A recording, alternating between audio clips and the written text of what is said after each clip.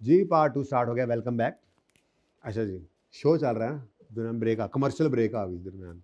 हाँ जी, इसका सोल्यूशन आपको भेज दिया हुआ है। अब ये भेज दिया हुआ है, देखा नहीं है, यही मसाइल तो मुझे आते थे, वरना तो सोल्यूशन होमवर्क वाले सवालों का ना होना एक लिहाज से अच्छा था, क्योंकि उस वक्त आपके बस में नहीं होता था। आप गोस्ट्स ऑफ लेग्स हैं, टॉक्स से नहीं मानते, इस वजह से मैं सोल्यूशन देते नहीं था। लेकिन अब मैंने आप पे थोड़ा सा भरोसा किया है, उसकी वजह यही है। अब देखो, सोल्यूशन आपको भेज दिया गया था, सुबह भेजा था, तो क्या हुआ, क्लास में आने से पहले एक नज़र देख लेते, तब भी आप सोल्यूशन टिक कर लेते। अब ये मसला बच्चों को आता था, सवाल भी उनका सही होता है, लेकिन टाइम इतना कम उस वक्त मिलता था कि वो बेहतर होता था कि पहले मिल जाए, रात को हो जाए। तो बच्चे रोज आ कहते थे रात को नहीं भेजा, यार रात को भूल गया, तो फिर मैंने जान चुराई, बने हुए होते थे सोल्यूशन, भेजना भूल जाता था। ठीक है ना। तो आपने तो बस एक कोशिश करनी है, मेरा साथ देना है। मुझे अब आप लोगों ने वो क्या कहते हैं ना, मुझे हरा नहीं देना आपने कि मैंने ये जो नया काम किया उस वजह से आप लोग जो है वो मुझे शिकस्त से दो चार कर दें। मेरी शिकस्त क्या होगी, आपको होमवर्क वाला सवाल दूं, आप सोल्यूशन से देख के कर लें, जहां फंसे सोल्यूशन को देख लें, तो समझें फिर मैं हार गया, आप भी हार गए, आई कैप जीत गया। और अगर आपने जैसे भी समझ आया एक बार पूरा कर दिया, मैंने तो पहले ही आपको ऑफर लगा दिया बेटा, मेरी तरफ से मना समझ लें। अगर आपने सवाल खुद ट्राई किया और 70% कम अज कम, इससे ऊपर हो जाए तो अच्छी बात है, 70% तक ठीक हो गया है, दोबारा करने की जरूरत नहीं है, गलतियां बस चेक कर लें। इसीलिए तो सोल्यूशन आपको भेज दिया, इसीलिए साथ सोल्यूशन होगा, आपने चेक कर लिया। अच्छा, सोल्यूशन नहीं होता था तो वैसे पूरा दिन ही पता नहीं लगता था, अगले दिन सोल्यूशन से ही पता लगता है ना बेटा। अब 70% मैं नंबरिंग करके तो भेज दूंगा कि तुम नंबरिंग लगाओ, अंदाजा ही होता है। अंदाजा नहीं, 75 फिगर्स आ रही हैं, 100 फिगर्स आ रही हैं सवाल के अंदर, 75 सही है, 70 सही है तकरीबन, तो कौन सा एग्जैक्ट परसेंटेज मांग रहा हूँ, अंदाजे से नजर आ रहा होता है। ठीक है, ऐसे पता चलेगा देख के, तकरीबन इतना सही है, आधा सही है, आधे ज़्यादा सही है, ज़्यादा सही है, बिल्कुल सही है, कैसे पता लगता है, सोल्यूशन देख के। तो देखेंगे, अगर 70% तक ठीक है तो गलती आइडेंटिफाई करनी है, देखना है क्या है, नहीं समझ आई अगले दिन पूछना है, समझ आ जाए अच्छी बात है, दोबारा सवाल नहीं करना।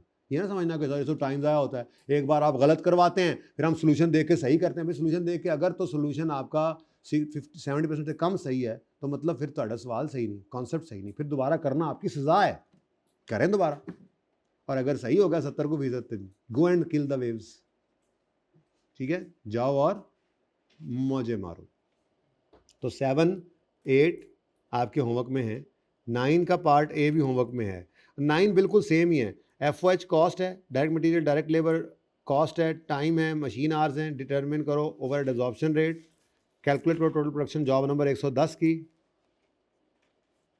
अच्छा, फ्रॉम पार्ट 1 लिखा हुआ है सिर्फ, यहाँ पे भी ऐसा ही था।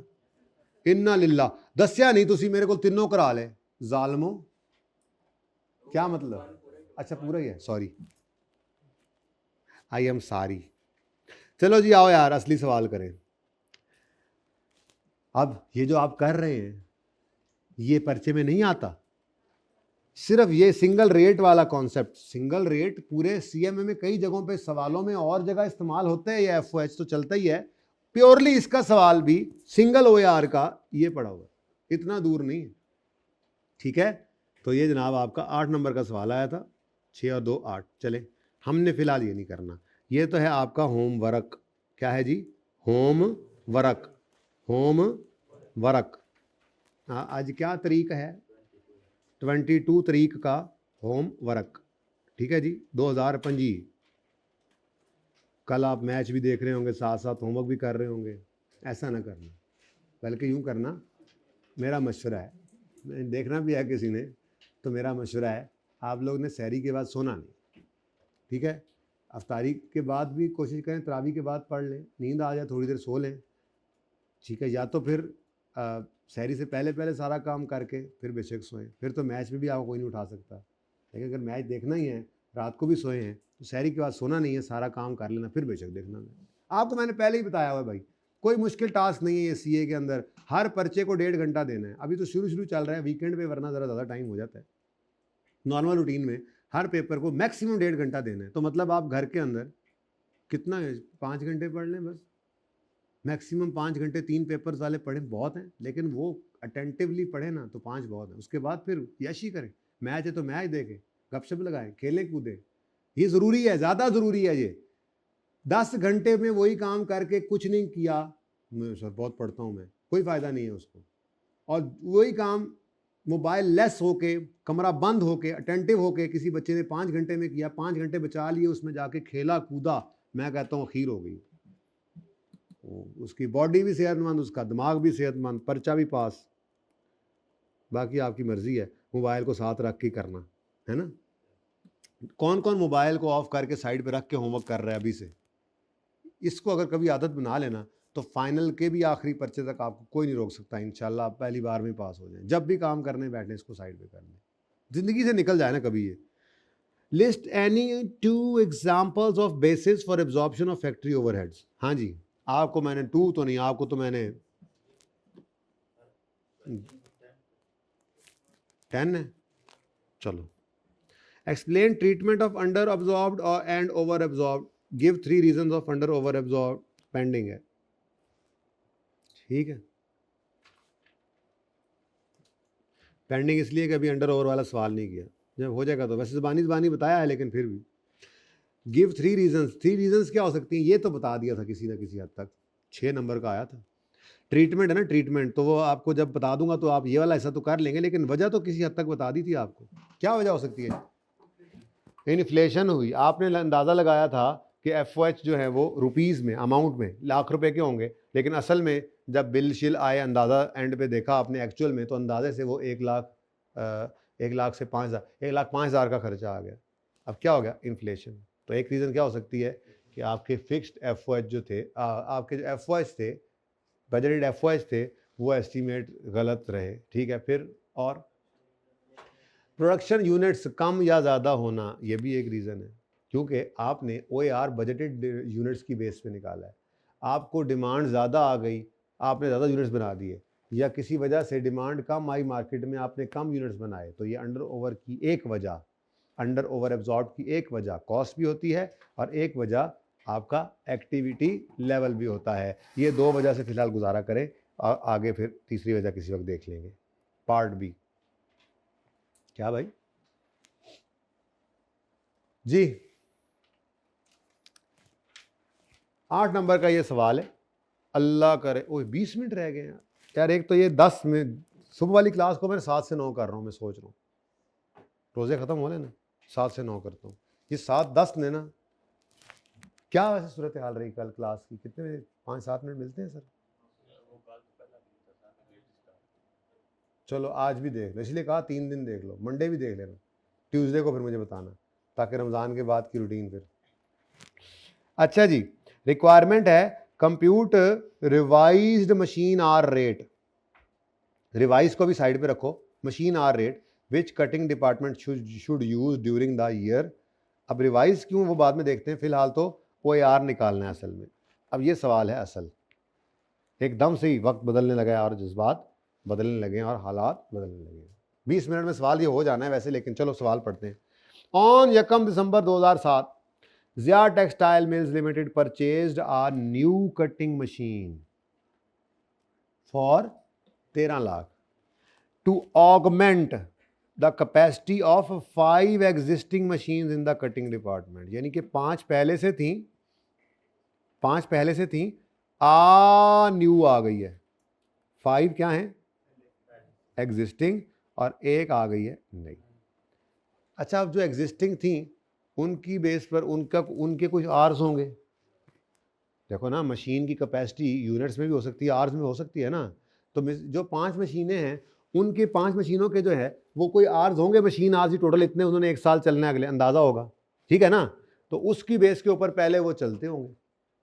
अगर नई मशीन ऐड हुई, ऑगमेंट का मतलब ही यही है कि कटिंग डिपार्टमेंट की 5 मशीनें, उसके अंदर हेल्प करने के लिए, सपोर्ट करने के लिए, एक तरह से आर्स बढ़ाने के लिए हमने नई मशीन लगाई है। तो अगर ये मशीन नई आ रही है तो मशीन आर्स रिवाइज हो जाएंगे। मशीन आर्स, पहले 5 मशीनें थी हमारे कटिंग डिपार्टमेंट में। मैं अभी सवाल पूरा नहीं पढ़ाया, लेकिन पहले से आपका जहन बना रहा हूँ। उसने नीचे पूछा हुआ है रिवाइज्ड FOH रेट निकालो। उसका मतलब ही यही है कि अब वाला रेट पहले उनके पास नहीं, पहले वाला होगा उनके पास, अभी नहीं। रिवाइज क्यों होने जा रहा है रेट? क्योंकि आपकी एक मशीन इस डिपार्टमेंट में बढ़ रही है। अगर मशीन बढ़ रही है तो उसके कैपेसिटी बढ़ रही है ना, क्या मतलब, नई मशीन लगाने से अवेलेबल आवर्स बढ़ जाते हैं ना, एक तरह से आवर्स बढ़ेंगे, लेकिन साथ ही साथ एक मशीन आई है तो उस मशीन के एफओएच नहीं बढ़ेंगे। वो मशीन आई है तो उस मशीन ने चलना है, वो बिजली, गैस को फ्यूल, वो मशीन की कॉस्ट तो नहीं लेते हम, डेप्रिसिएशन, इस तरह की चीज़ें जो हैं ये नई मशीन की आएंगी। तो जो एग्जिस्टिंग एफओएच थे बजटेड पुराने वाले, उनमें नई मशीन की वजह से कुछ एफओएच ऐड हो जाएंगे, और जो 5 एग्जिस्टिंग मशीन्स के आर्स थे उनमें नई मशीन के आर्स ऐड हो जाएंगे। तो ये रिवाइज्ड एफओएच आ जाएंगे और रिवाइज्ड आर्स आ जाएंगे, तो ओआर भी रिवाइज वाला निकल आएगा। ये तरीका होना है हमारा। मैंने कहा बता दूं, जरा सवाल पढ़ते, एक कहानी से, एक लाइन से मुझे ये अंदाजा हो गया, खैर चले छोड़ें। यकम दिसंबर 2007 पर यह फैसला हुआ है और 2008 वाले साल के लिए रेट निकालना है। तो बात तो वही है इस टॉपिक के अंदर, ओआर, जब बेटा ओआर निकालना ही कब है, पीरियड के स्टार्ट पे, पीरियड के स्टार्ट पे खड़े होकर अंदाजा लगाएंगे, तो पीरियड के स्टार्ट पे ही खड़े हैं। 7 के एंड पे सोचा ये काम कर लें, तो जाहिर है 7 के एंड का मतलब 8 का स्टार्ट कह लो, मतलब अगले साल के ही रेट निकाल रहे हैं ना, स्टार्ट ऑफ द पीरियड खड़े होकर। बोलो, फिर पढ़ो एक दफा। कंप्यूट रिवाइज मशीन और rate which cutting department should use during art, ठीक है। और खड़े कहां पे हैं, 7। आगे बढ़ो। The new machine has an estimated life of 10 salts after which it's scrap value is estimated at 1 lakh. 13 lakh की खरीदी है, 10 साल के बाद 10,000, 1 लाख की रेजल वैल्यू है। अब ये 13 लाख या 10 साल या 1 लाख, ये हमारी कॉस्ट में शामिल होता है? कुछ इनमें से 13 लाख कॉस्ट में शामिल करते हैं, हाँ 1 लाख करते हैं? नहीं, एसेट की कॉस्ट को हम कभी भी, एसेट की, भाई ये तो फाइनेंशियल अकाउंटिंग में पढ़ा हुआ है आपने, एक ऐसा रिसोर्स जिसने फ्यूचर में कई साल फ़ायदा देना है, तो हम आज ही उसको एक्सपेंस आउट थोड़ा ही कर देते हैं कि आप कॉस्ट निकालते हैं उसको एफओएच कह दें या कोई और कॉस्ट कह दें।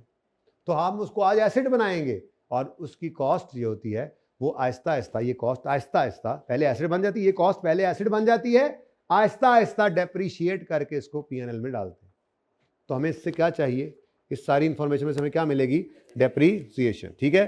तो ये मैं डेप्रीसिएशन, पीपीई की डेप्रीसिएशन अगर आए, न्यू मशीन की, न्यू कटिंग मशीन की डेप्रीसिएशन निकालनी हो तो आप क्या करोगे जी, 1300 में कर लें, सवाल ही 1000 में करते हैं, ठीक है। माइनस 100 डिवाइडेड बाय 10, 120 रुपये की डेप्रीसिएशन आ जाएगी, ठीक है। देखते हैं आगे, 120, अच्छा आगे बढ़ो। द न्यू मशीन है, अच्छा 10 साल after scrap value, it is policy of company charge डेप्शन of straight line. अच्छा जी, चुप थे तो अभी हमने ये कर लिया। The new machine will be available to cutting department with, sorry 120 तो पूरे साल की डेप्रीसिएशन है, हमें तो इसको करना पड़ेगा 11/12। ये सवाल करते हुए करेंगे। अब मैं यहाँ डिस्कस कर गया हूँ तो मैं फिर दोबारा वहाँ पे फटाफट करूँगा, ठीक है जी। 110 सही है। नई मशीन की डेप्रीसिएशन, नई मशीन की फिक्स कॉस्ट है, ये नई मशीन की फिक्स कॉस्ट, ठीक है। आगे बढ़ो जी, नेक्स्ट कहता है, अच्छा the new machine will be available to cutting department with effect from 2 February. It is budgeted that machine will work for 2600 घंटे in 8। लो जी, नई मशीन के आवर्स भी आ गए। हजरत नीनो आ रही है भाई, मेरे सवाल पढ़ रहे थे, थोड़ी सी तो आंख लगी है ना, वो वाली आंख लगी है जो लग नहीं रहा होता कि लगी है, लेकिन लगी होती है ऐसे करके, है ना। वो तो कभी, मुझे तो तरावी में भी कभी कभी एक आध दफ़ा ऐसे तो हो जाता है, कभी नहीं सो रहे थे, ठीक हो गया हूँ अब, ऐसे चले, मतलब पहले नहीं था। अच्छा जी, जो नई मशीन है उसकी लाइफ हावर्स में उन्होंने दे दी है 2600 हावर्स, 2008 में ये चलेगी। बजटेड हावर्स में शामिल है जी, क्या क्या शामिल है भाई, 80 घंटे for setting up the machine and 120 घंटे फॉर मेंटेनेंस। इनको बच्चों कहा जाता है नॉन प्रोडक्टिव आवर्स। क्या कहा जाता है जी? अब ये आज बुनियाद में बात डाल रहा हूँ, अब ये भी एंड तक चलेगी। ये जो बातें हम करते आ रहे हैं बेटा एंड तक चलनी है, एक बार बात बताई जाती है फिर चलती है ज़िंदगी भर। याद रखना, एफओएच सिर्फ प्रोडक्टिव आवर्स की बेस पर, प्रोडक्टिव आवर्स के होते हैं, मतलब मशीन चलेगी तो बिजली खर्च होगी ना एफओएच में, ठीक है, प्रोडक्टिव आवर्स के ऊपर लेते होते हैं हम। वैसे तो ये वेरिएबल के लिए है, लेकिन चलें फिलहाल आपको इनको प्रोडक्टिव और नॉन प्रोडक्टिव में अलग कर लेना है, ठीक है। तो मैं यूँ कह रहा हूँ, असल में ये कहना चाह रहे हैं जी 2600 घंटे जो है ना जी, इनमें से 80 घंटे सेटअप करते हैं, टाकी टूकी मारते हैं आके, मशीन गर्म करने के लिए चलाते हैं, प्रोडक्ट नहीं बन रही अभी यूनिट्स नहीं बन रहे, ठीक है ना। आते हैं, साफ़ सुथरा करते हैं, कल वाला काम है, मशीन चलाते हैं, गंद निकालते हैं, गर्म करते हैं मशीन को, हैं सब कुछ बेहतरीन करके सेटअप करते हैं, सेटिंग अप। तो पूरे साल में 80 घंटे ऐसे ही होगा ना, किसी दिन 10-15 मिनट लगते होंगे रोज़ाना, तो वो टोटल पूरे साल में 80 घंटे सेटिंग अप पे लगते हैं। यानी इस मशीन ने अगले पूरे साल में 26 घंटे चलना है, 2600 घंटे चलना है, जिसमें 80 घंटे किस पे लग जाएंगे, सेटअप। और बाकी के, यानी यूँ समझो कि नहीं चल रही ना, सेटअप में मतलब गर्म नहीं करते ना मशीन, वो साफ़ सुथरा ही कर रहे होते हैं, ठीक है।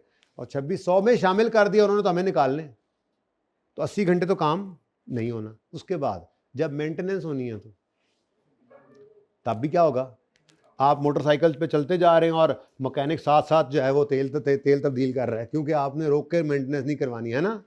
मेंटेनेंस तो भाई रुक के ही होगी ना, मशीन रुक जाएगी तो मशीन रुक गई, मशीन रुक कर 120 घंटे के लिए पूरे साल में रुकेगी, किस लिए, मेंटेनेंस के लिए। तो ये जो 200 घंटे बने, ये नॉन प्रोडक्टिव आवर्स है, ठीक है। ये क्या है, non productive period non productive कह रहा हूँ, नॉन प्रोडक्शन नहीं कह रहा पीरियड कॉस्ट कह रहे, नॉन प्रोडक्टिव है, मतलब इनमें समझो काम नहीं होना, ये तो मशीन तो नहीं ना चलनी। हमने जब OAR निकालना है, हमने प्रोडक्टिव आवर्स लेने हैं, ठीक है। कौन से लेने हैं जी, प्रोडक्टिव आवर्स। तो फिर बाकी क्या बचे, ये क्या है, प्रोडक्टिव आवर्स, ठीक है, 2400।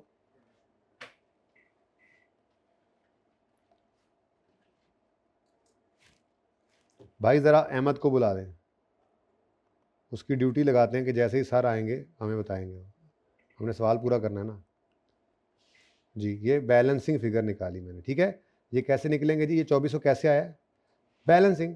2600 में से अगर 80 और 120 यानी 200 निकाल दें तो बाकी क्या बचता है, ठीक है।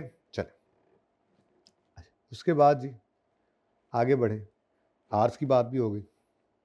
आगे वो कहता है, the related expense for the year 2008 have been estimated as under. अब 2008 के खर्चे उसने बताए। Electricity used by the machine during production. ये सारी जो बात चल रही है ना जी, ये सारी बात किसकी चल रही है, ऑन 1 जनवरी 2007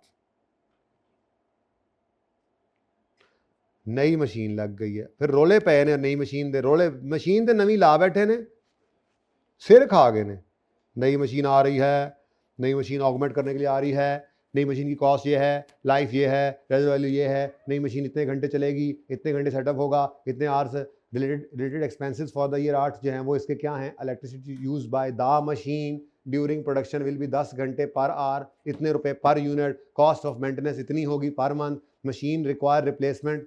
समझ आ रहा है बेसिक्स क्यों पढ़ते होते थे हम, ये सारी कॉस्ट हैं, ठीक है। कोई आपको पर आवर पर गिवन है, को टोटल गिवन है, ठीक है। Machine requires replacement, machine operator को पैसे देने हैं, और इंस्टॉलेशन भी मशीन की होनी है।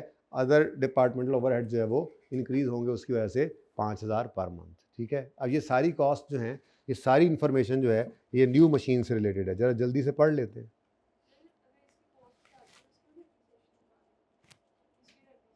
किसकी, न्यू की तो डेप्शन निकालनी है, डेप्रिसिएशन इसकी एक कॉस्ट है। ये बिजली जो खर्च करेगी वो भी अलग कॉस्ट है। क्या मतलब, हम डेप्रिशिएट करेंगे तो बिजली की कॉस्ट नहीं आएगी, फिर डेप्रिशिएट कर रहे हैं उस कॉस्ट को जो खर्च करके खरीदी थी। बाकी अगर उसने रनिंग एक्सपेंसेस उसके ऊपर इनकर होने हैं तो वो भी तो हमारी कॉस्ट है। मशीन ने चलना है, बिजली भी लगनी है, मेंटेनेंस होनी है, जिस बंदे ने चलाना है उसकी सैलरी होनी है, मशीन से रिलेटेड खर्चे हैं सारे FOH ही हैं, ठीक है। समझ आ रही है। अच्छा, तो यही इलेक्ट्रिसिटी है, मेंटेनेंस कॉस्ट है, पढ़ेंगे साथ साथ जब वहाँ पे टोटल करते हैं अभी, ठीक है ना। और रिप्लेसमेंट ऑफ पार्ट है, और मशीन ऑपरेटर की सैलरी है, और अदर डिपार्टमेंटल ओवरहेड्स है, ठीक है। ये सब जो हैं ये बढ़ रहे हैं, ठीक है। अच्छा, अगली बात, अभी तक मुझे नए मुझे चाहिए रिवाइज OAR ना, ठीक है। मुझे नई मशीन के आर्स भी मिल गए हैं प्रोडक्टिव वाले, और नई मशीन के मुझे FOH भी नज़र आ रहे हैं। तो मैं ये तो लिख लूँ ना, ये तो नंबर लें ना, क्या ख्याल है, ठीक है। तो मुझे OAR चाहिए। अब मसला क्या है, देखो ना, अगली वो 5 मशीनें भी पड़ी हैं। अब मसला समझ आया कि कहानी कहाँ चल रही है। वो कह रहा है रिवाइज्ड OAR निकालो, मतलब 5 मशीनों प्लस नई मशीन वाले आर्स डाल के, और 5 मशीनों के FOH प्लस नई मशीन के FOH डाल के, टोटल FOH। अभी तक सारी पुरानी नई मशीन की बातें थी, पुरानी की यहाँ कहीं पड़ी होगी, वो बाद में देखते हैं, मैं उस तरफ नहीं जाना चाह रहा। फिलहाल मैं आपको नई मशीन की FOH कॉस्ट जैसे बेसिक में पढ़ा था और उसकी आर्स जो बता चुका हूँ वो निकालने। ठीक है भाई, आपने ना ज़रा सरासिर से पूछ लेना कब क्लास शुरू करनी है, और बल्कि ना पूछें, आप ड्यूटी दें। जैसे ही सर क्लास में जाएंगे मुझे बताना है, ब्लूटूथ करना, मैं बच्चों को यहाँ से छुट्टी दे दूंगा। आज ज़रा माफ़ कर दें, ये सवाल पूरा कर लूँ ज़रा, मेरा दिल है। ठीक है, हो जाएगा 10 मिनट ज़्यादा से ज़्यादा। अब OAR चाहिए मुझे, तो रिवाइज टोटल बजट एफर्ट में मैं अभी फ़िलहाल, मुझे दोनों चीज़ें रिवाइज चाहिए। ये देखो, मैंने OAR निकालना है। क्वेश्चन नंबर कौन सा है जी? 10। अटेम्प्ट कौन सी है इसकी? स्प्रिंग 2008 का क्वेश्चन नंबर 2। ठीक है जी। तो अब मुझे क्या चाहिए जी? Revised OAR। उसने ये बोला ना, इसका मतलब मुझे रिवाइज्ड FOH कॉस्ट चाहिए, जिसमें एग्जिस्टिंग मशीन्स की और नई मशीन की दोनों की होनी चाहिए। ऐसा ही है। और मुझे रिवाइज्ड मशीन आर्स चाहिए, जिसके अंदर एग्जिस्टिंग की और नई मशीन की जो है वो आर्स भी होंगे। तो ये दोनों के लिए मैं वर्किंग कर लेता हूँ। ठीक है जी, यहाँ से मैं दो वर्किंग से ये लाऊंगा, ये मेरी फिगर निकल आएगी। बस ये समझना जरूरी होता है कि करना क्या है सवाल में। समझ आ रही है? अब वर्किंग 1, रिवाइज्ड FOH कॉस्ट। वैसे तो पहले आर्स आ रहे थे, चलो खैर। रिवाइज्ड FOH कॉस्ट के अंदर बच्चों आपकी एग्जिस्टिंग और न्यू की कॉस्ट इकट्ठी हो जानी है। ऐसे ही रिवाइज वही होगी ना जिसमें एग्जिस्टिंग और न्यू प्लस हो जाए। ठीक है, कोई मार्कर नहीं काम का यार। तो budgeted total FOH of new machine मुझे नजर आ गए, मैं पहले वो ले लेता हूं। Okay, budgeted total FOH cost of new machine, ये निकाल लेते हैं पहले। ठीक है, सबसे पहले depreciation, depreciation of new machine, तो 1300 minus 100 divided by 10 into 11/12। Discuss नहीं कर रहा क्योंकि पहले ही कर दिया डिस्कस। ठीक है जी, रुपीज इन 1000 है। ठीक है, कितना आ गया जी? 110। मैनू 10 लग रही है समझ? 110। उसके बाद अब 1 बाय 1 कॉस्ट देखते जाओ। आसान सी है, आसान सी है बिल्कुल। वो आपको टर्नरी, वो पता नहीं इंजीनियरिंग, वो जो व्हीकल वाली गाड़ी वाला जो सवाल था, बेसिक्स में मिलता जुलता लग रहा होगा। इसी तरह से उसकी कॉस्ट भी निकाली थी आपने, डिफरेंट फिक्स और वेरिएबल वहाँ तो अलग की थी, यहाँ तो टोटल कर देनी है FOH की। ठीक है जी, तो माजरत मैं ये आर्स वाली बात ज़रा भूल गया, बल्कि आर्स से पहले ही था। ठीक है, अच्छी बात है। यहाँ से मैंने क्या निकाल ली थी? डेप्रीसिएशन। डन हो गया। उसके बाद आर्स पे बाद में आते हैं, रिलेटेड एक्सपेंसेस को पकड़ लो। इलेक्ट्रिसिटी मशीन जो यूज करती है ड्यूरिंग द प्रोडक्शन, वो 10 यूनिट पर आवर है। आवर्स कितने यूज होंगे? हाँ, प्रोडक्टिव आवर्स। ठीक है, बल्कि मैं तो कहता हूं, मैं total budgeted machine hours 1 machine के जो है ना, वो निकाल के रख लेता हूं। ठीक है, यहाँ पे वो भी वर्किंग का यहाँ कर लेता हूँ। वर्किंग नंबर 2 मुझे क्या चाहिए? मुझे चाहिए रिवाइज्ड टोटल मशीन आवर्स। ठीक है जी, जिसके अंदर मुझे budgeted total machine hours of new machine चाहिए। तो वो मैंने कहाँ निकाले थे जी? देखो जरा, 2600 सवाल में गिवन था, -80 माइनस 120। भाई 2400 कहीं सवाल में नहीं गिवन ना, तो कहीं तो लिखना है। या तो इसकी वर्किंग अलग से कर लो, या जहां मुझे निकालने में वहीं पे निकाल लेता हूँ। इधर देखो कितना, 2400। अच्छा, अब इधर देखो, ये मेरे पास मशीन आवर्स निकल रहे हैं, ऐसे ही है। अब यहाँ पे जो मैं मशीन आवर्स निकालूंगा, ये तो सिर्फ न्यू के हैं, तो इसी वर्किंग में मैं क्या करूंगा? ऐड कर दूंगा एग्जिस्टिंग के। मेरे पास क्या आ जाएगा? टोटल रिवाइज वाले। क्यों? क्योंकि इसमें न्यू वाले ऐड हो गए, ठीक है, ये उधर चला जाएगा। बिल्कुल ऐसे ही ये बजट एफओएच निकाल दूंगा, न्यू वाली एग्जिस्टिंग वाली के ऐड करूंगा, बस एग्जिस्टिंग वाला जो ऐड होना है ना वो थोड़ा सा टेक्निकल काम है, बाकी सीधा सीधा सब। जैसे इलेक्ट्रिसिटी कितने यूनिट्स पर आवर यूज करते हैं आप? 10 घंटे कितने चलेगी ये नई मशीन? 2400 इंटू 10 इंटू 8.5 रुपए पर यूनिट। को मसला? इधर देखो इलेक्ट्रिसिटी, देखो बच्चों इधर देखो कितने घंटे चलोगे? 2400 मशीन आर, हर मशीन आर पे कितने, यानी 1 घंटा अगर मशीन चलती है तो कितने यूनिट खा जाती है? 10। सही है, तो 10 मशीन आवर्स खा गई है, और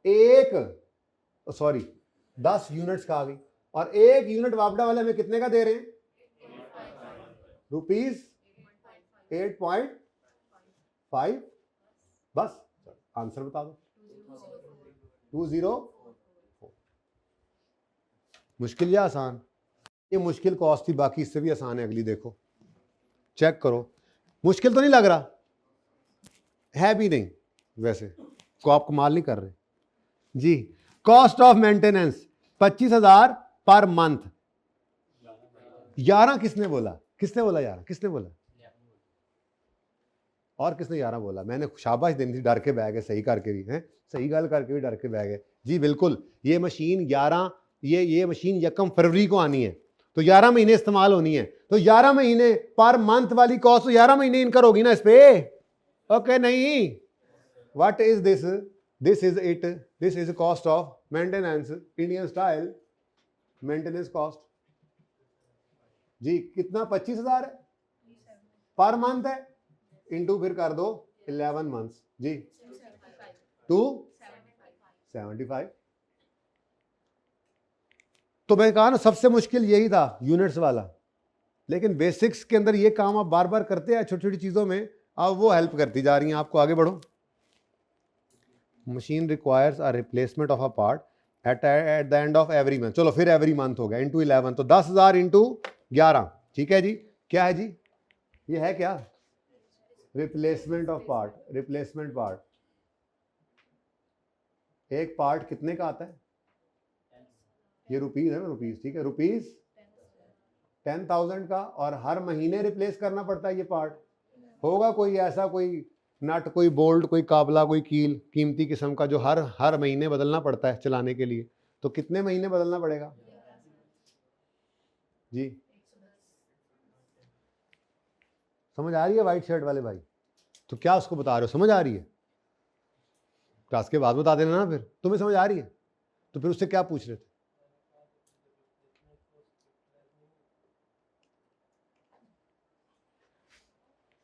भाईजान मंथली है, मेंटेनेंस कॉस्ट होती है जी, ठीक है। आप FR 1 के साथ अगर लिंक कर रहे हो ना, तो पुराने का डिस्पोजल रिकॉर्ड कर लो, तो इसको एडिशन कर लेना। पीरियडिकल कॉस्ट है, मेंटेनेंस टाइप कॉस्ट है। मेंटेनेंस जब कराने जाते हो, आपका ऑयल फिल्टर, एयर फिल्टर, गाड़ी का अगर लेके जाओ तो air filter, oil filter change करते हैं ना, ये रिप्लेसमेंट तो हो रही है पार्ट की। हर महीने ट्यूनिंग कराओगे, हर महीने ऑयल फिल्टर या एयर फिल्टर चेंज करेंगे। कैपिटलाइज कर लें जी। नेक्स्ट, मुझसे सवाल किया करो, बहुतों का फायदा होता है, ठीक है। जवाब नहीं देना होगा, डिले करना होगा, मैं खुद कराऊंगा।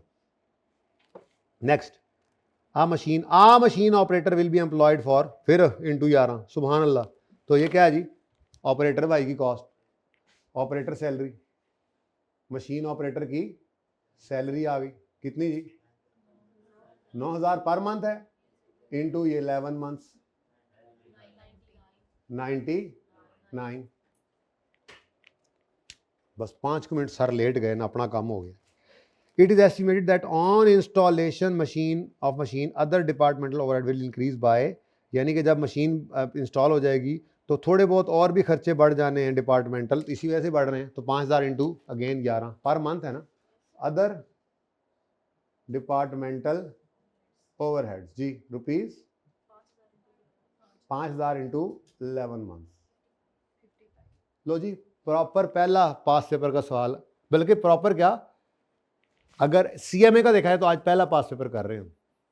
10वां दिन, 10 दिन लग गए हमें यहाँ तक आते आते, इस जोगे भी नहीं थे हम। तो अल्लाह का शुक्र अदा किया करो, अल्लाह नेमत बढ़ाते हैं। 50।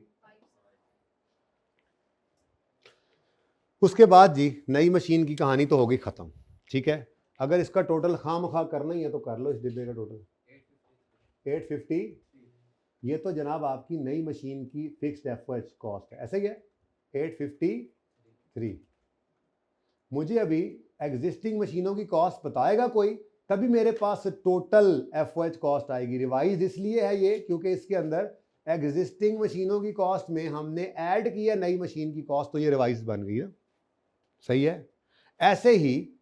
ऐसे ही टोटल मशीन ओवरऑल रिवाइज वाले कौन से होंगे, जिसमें एग्जिस्टिंग 5 मशीनों के आवर्स जो ऑलरेडी थी हमारी कैपेसिटी प्लस 2400 जो मैंने पहले ही लिख दिया। तो ये दोनों बस अब बस ये एक पैरा रह गया और सवाल खत्म है। और प्रोबेबली इसी पैरा के अंदर आपको ये दोनों फिगर्स मिल जाएंगे। तो शुरू करते हैं जी। ये आपका favourite para, cutting department usage a single rate of recovery, single rate for recovery of running cost, मतलब सिंगल OAR, सिंगल रेट, आगे ना पढ़ो, वही है डिफरेंट नेम जो पढ़ाए थे, ठीक है ना। तो यूजेज सिंगल रेट यानी सिंगल OAR यूज करते हैं। It has been budgeted that other 5 machines will work for 500 घंटे during 2008 including 900 hours for maintenance. अब जी total machine hours of 5 existing machine निकल आएगा, और इसके अंदर वो सेटअप का नहीं है टाइम दिया हुआ, या टोटल 900 में ही शामिल होगा। हमें से क्या जो सवाल दे रहे हैं हम तो वही लिखेंगे, ठीक है। तो यहां पे मैं क्या लिखूंगा, budgeted total machine hours of 5 existing machines. इधर देखो जी, कितना जी, कितना टोटल कितने 12,500 घंटे बजट किए गए हैं, जिसमें 900 किस लिए होगा, तो प्रोडक्टिव कितने निकले थे 11,600। 11,600 लो जी, डिनोमिनेटर तो निकल भी आया, टोटल 14,000 घंटे। ये रिवाइज्ड टोटल मशीन आवर्स। पहले 5 मशीनें चल रही थी, अब एक ऐड हुई, तो क्या रिवाइज हो गया, डिनोमिनेटर में मशीन आवर्स, कैपेसिटी बढ़ गई हमारी, ठीक है। तो ये रिवाइज्ड मशीन आवर्स आ गए 14,000।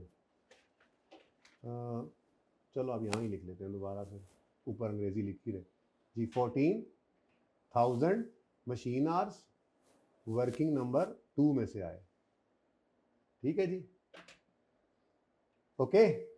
अच्छा, अब एक ही चीज रह गई है बस, वो क्या है, रिवाइज्ड एफओएच निकल आए। मतलब जैसे नई मशीन के ये खर्चे हैं, तो जो अगली 5 चल रही हैं, बस 2 मिनट अब लेंगे, अगली 5 जो चल रही हैं उन पे कोई खर्चे नहीं होने, उन पे भी होंगे ना। अब वो मसला क्या है, वो उसने नहीं दिए, बल्कि उसने सिर्फ ये line they the, presently cutting department is charging 390 रुपये पर productive hour of recovery of running cost. यानी कि ये क्या है, एग्जिस्टिंग OAR, एग्जिस्टिंग यानी कि जो एग्जिस्टिंग 5 मशीन है उनका OAR क्या है, ₹390 पर मशीन आवर। अब क्या करें, क्या मल्टीप्लाई भी कर सकते हैं, या यूं बोला भी था आपको कि ये देखो ये मैथमेटिक्स है। ये भी कल ही मेरे ख्याल बोल रहा था मैं कि कभी कभी यूं भी कर सकता है कि ये आपको दे दे, जब भी कभी जो चीज आप निकालने के आदी हो, ये पूरे CMA में ये मसला आपके साथ चलना है, आपको भी कुछ अरसे में आदत हो जानी है कि जो चीज आप निकाला करते हैं, अगर कभी वो खुद निकाल के दे दे। OAR आपने निकालना सीखा, पर्चे में OAR उसने दे दिया, ठटक जाओ, रुक जाओ, खतरा, 440 वोल्ट, वो उलट वर्किंग करवाएगा, रिवर्स वर्किंग। तो देखो अब मशीन आवर्स कितने हैं, अभी बताया 1600 और 390 OAR दे दिया। ये हमें चाहिए, अगर आप गौर करें तो एग्जिस्टिंग आवर्स और एग्जिस्टिंग एफओएच को यूज करके 390 निकालते हम, अगर हम निकालते तो उसने 390 दे के आवर्स बता दिए, उलट करना था सिर्फ इसी फॉर्मूला। तो यहां पे मैं क्या चाहिए जी, budgeted total FOH of existing machines. FOH cost भी ऊपर लिखा हुआ सर, उधर भी कॉस्ट लिखे, अच्छा नहीं लगता। Of existing machines. अब इधर देखो जी, डेरिवेशन कर लेते हैं, पहले डिराइव कर लेता हूं मैं। इधर देखो, ये फॉर्मूला है ना, ये फॉर्मूला, इधर आओ, किधर गया सवाल? ये देखो फॉर्मूला क्या है जी, ओ आर को निकालने का तरीका क्या है जी? Total budgeted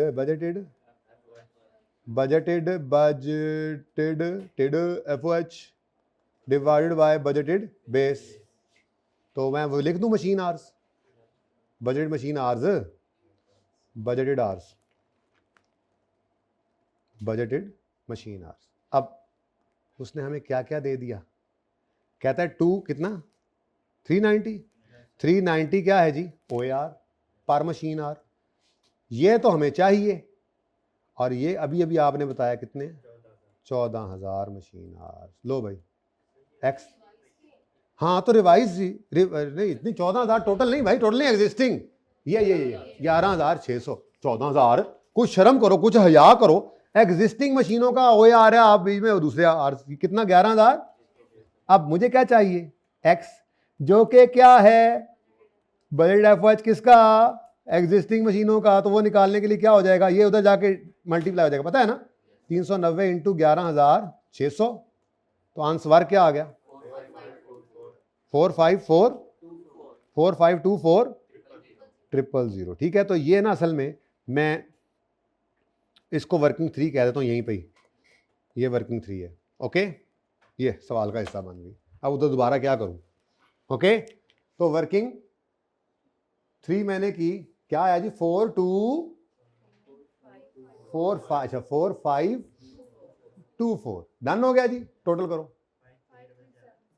5377। ये रुपीज इन 1000 है, यहां पूरा लिख दो, वरना फिर इसको 14 करना पड़ेगा, ठीक है ना।